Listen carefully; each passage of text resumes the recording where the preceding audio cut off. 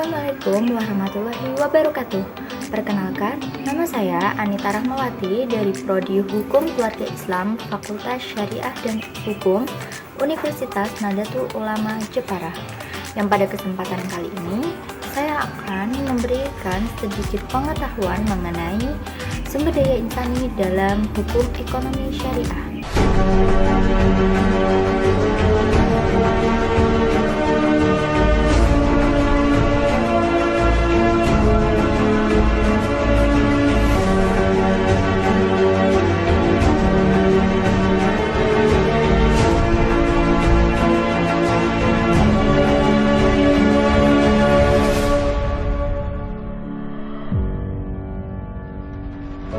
Untuk mempelajari lebih lanjut, di sini kita akan belajar mengenai apa itu sumber daya insani.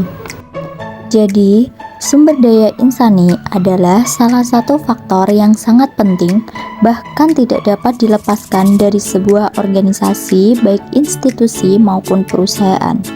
Sumber daya insani merujuk pada individu atau karyawan dalam sebuah organisasi yang memainkan peran penting dalam pencapaian tujuan organisasi. Ini mencakup berbagai aspek seperti kemampuan, keterampilan, pengetahuan, pengalaman, dan sikap yang dimiliki oleh individu. Di sini juga terdapat beberapa ciri-ciri sumber daya insani dalam perspektif Islam.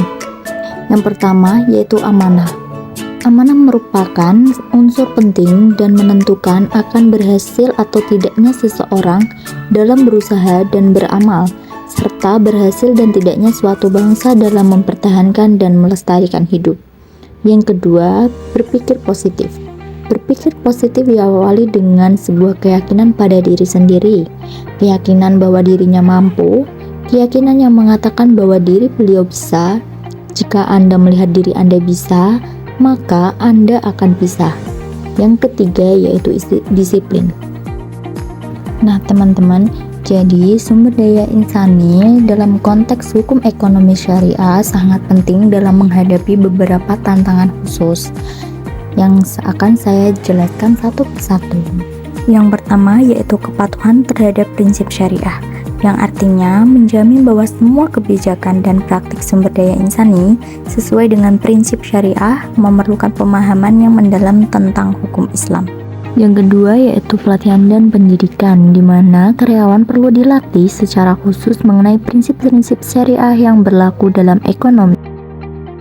Nah, manajemen sumber daya insani juga menghadapi berbagai tantangan yang dapat mempengaruhi efektivitas organisasi.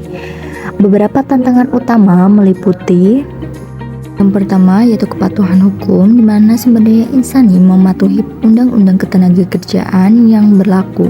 Yang kedua yaitu teknologi dan digitalisasi, di mana implementasi teknologi baru seperti sistem manajemen SDI dapat mempengaruhi proses penyesuaian.